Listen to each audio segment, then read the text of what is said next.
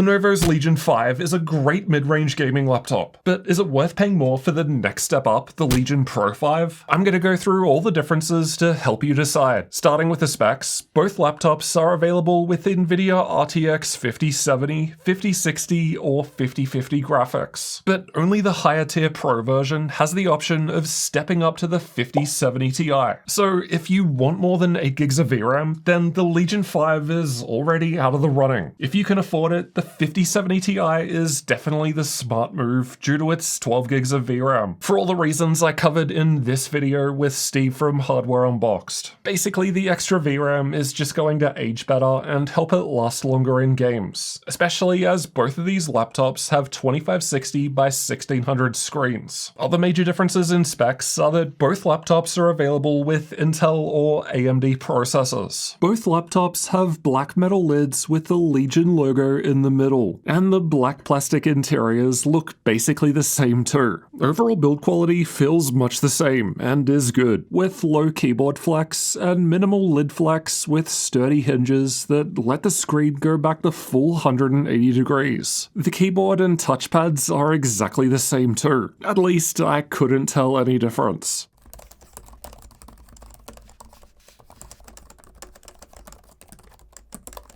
The Legion 5 is a little smaller than the Pro in all dimensions. The Pro isn't massive or anything, but the smaller Legion 5 definitely feels more portable. The Legion 5 weighs less as a result. Both the Intel and AMD versions I've tested weigh pretty much the same, but when it comes to the heavier Legion Pro 5, the higher spec 5070 Ti version weighs even more, and that gap only gets bigger when we include the chargers, because the more powerful 5070 Ti needs a bigger 300 watt charger, which reduces portability compared to the lower spec version. The bigger Legion Pro 5 has a bigger 16-inch screen, while the smaller Legion 5 has a smaller 15.1-inch screen. Honestly, it's only a small difference that I didn't really notice when swapping between them. Both of mine have OLED panels that are similar and look great. They've both got high color gamut, decent brightness, and super fast sub-millisecond response times. But they're both also available with IPS screens too. Both of my laptops have an 80 watt-hour battery, but the Legion 5 is also available with a smaller 60 watt-hour option too. The smaller Legion 5s lasted longer on battery power, with the AMD version lasting longer than the Intel version, both in our YouTube video playback test and with a game running. The higher tier Pro 5 lasted about the same amount of time in video playback as they both have the same integrated graphics, but the more powerful 5070 Ti version didn't last as long with the game running. Port layout is another difference. The smaller Legion 5 has its power input and HDMI port on the back, while the bigger Pro 5 just has air exhausts. The Pro has those ports on its left side. Otherwise, they both have two Type-C ports and a Type-A on this side, with the smaller Legion 5 also having its Ethernet up the back. The Pro has its Ethernet on the right. Otherwise, they both have two Type-A ports, 3.5mm audio, and a switch to disconnect the camera. So very similar ports overall, just in different spots. The internals are very similar. Both laptops have two memory slots, two M.2 storage slots, with support for 4 lanes of PCIe Gen 4 and double-sided drives, and removable Wi-Fi. So the same and a good level of upgradability from both. The Legion 5 maxes out with DDR5 5600 RAM, but the Pro 5 is available with DDR5 6400 memory as an optional upgrade when you customize the laptop with the link below. I thought the speakers sounded a little better on the lower tier Legion 5. They just had a little more bass and weren't as tinny sounding.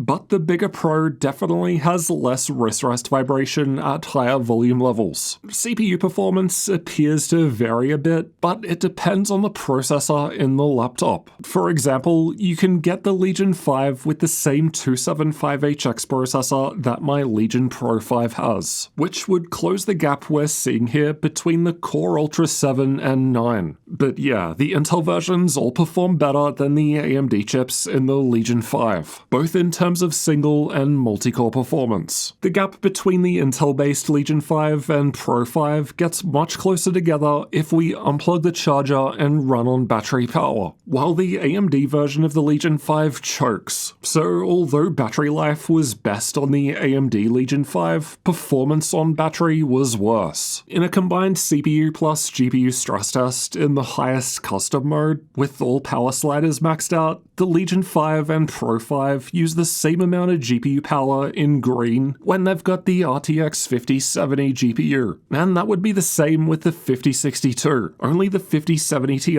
in the Pro 5 is able to use more, as that's a 140 watt part, but the Pro 5 with 5070 is still able to use more power for the CPU compared to the lower tier Legion, and this means it will perform better in workloads that depend on the processor. Interestingly, the higher tier 5070 Ti Pro 5 cuts back a bit on CPU power. I'm guessing as it's instead using that power for the GPU, though it does also have a bigger charger. Here are the temperatures during the same CPU plus GPU stress test. I was surprised to see that the higher tier Pro 5 with higher specs was running the coolest. But if we compare the Legion 5 against the Pro with the same 5070 graphics, the GPU in the Pro ran a bit cooler. Its CPU is warmer than the Intel-based Legion 5, but 3 degrees warmer isn't much, considering the processor is using about 22 watts more power in the Pro during this test. Both Legion 5 laptops had cooler keyboard temps compared to the 2 higher tier Pro 5s tested, but the difference really isn't much, and I wouldn't classify any of them as feeling hot. The Pro 5 with 5070 Ti felt the warmest, which makes sense as it's packing the most powerful hardware. The Pro 5 laptops also run their fans louder compared to the non-Pro laptops. Both Legion 5 laptops were running their fans the same when under heavy stress test, so Intel or AMD processors don't affect this. But the Pro with the same RTX 5070 graphics as the non-Pro had a perceived loudness 31% higher, while the Pro with the 5070 Ti runs slightly louder still.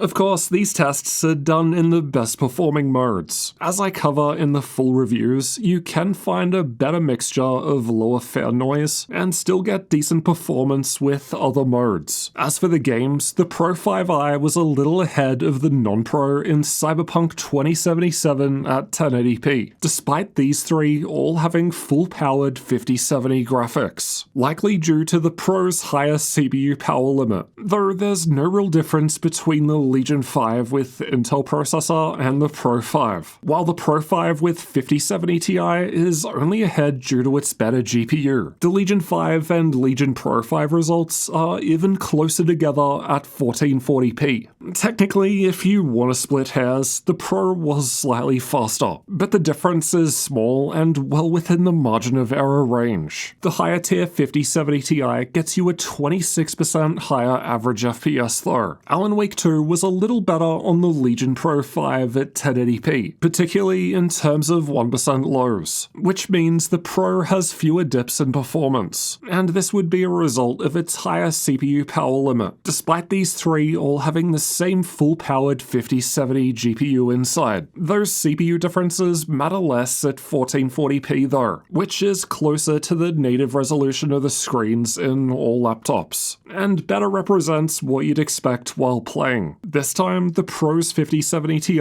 was 35% faster compared to the best 5070 available in the non-Pro. Results are more of the same in Black Myth Wukong, with no real difference between the Legion 5 or Legion Pro 5 when they've all got the same GPU, regardless of their differing processors. That's the case at 1440p too, and again, the higher tier 5070 Ti in the Pro was 35% ahead of the 5070 results if you're after more FPS. I've compared the 5070 Ti against the 5070 in 25 games over here if you need more help deciding which one to get. But spoiler, if you can afford the 5070 Ti in the Pro, then that's the way to go for the extra VRAM if you're serious about gaming in the next few years. The camera situation is kinda weird. This cheaper AMD version of the Legion 5 has a 1080p camera and it has IR for Windows Hello Face Unlock. But then my more expensive Intel-based Legion 5 has a higher quality 1440p camera, but it doesn't have IR for Windows Hello Face Unlock. And that's the same deal over on the Legion Pro 5. 1440p camera, but no Face Unlock. The difference in content creator performance depends more on the specific combination of CPU and GPU you've got than any differences that exist between the Legion 5 and Pro 5 chassis. Both laptops have an excellent amount of BIOS customization, but Linux support out of the box with the Ubuntu Live CD was a bit better on the Legion 5. As for the price difference, that will change over time, so check the links below the video for updates. If either of these laptops have a good sale, you'll find them on our gaminglaptop.deals website. We update that daily to include the best sales so you can save money. Check it out with that link below. At the time of recording in early October, the Legion 5 with Intel CPU and RTX 5070 graphics we looked at in this video is currently the lowest we've seen it for $1,262 US.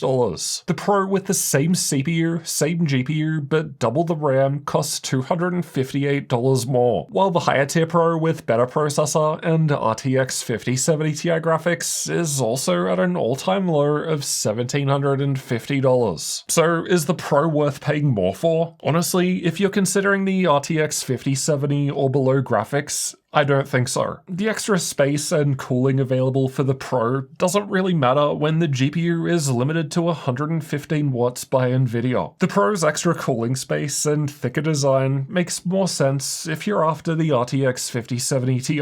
The Pro does have that slightly bigger screen, but honestly, it's not that much bigger compared to the Legion 5. Like I said, I didn't really notice a difference swapping between them. I'd consider the Legion 5 if I wanted a lighter, more portable gaming laptop with better battery life, especially in the case of the AMD configuration. But apart from that, these laptops are more similar than they are different, and at the end of the day, they're both great machines that I can easily recommend. If you want more details on either of these laptops, then check out the full reviews over here next. I just focused on the differences and similarities here, but there's a lot more to know about these laptops before you buy.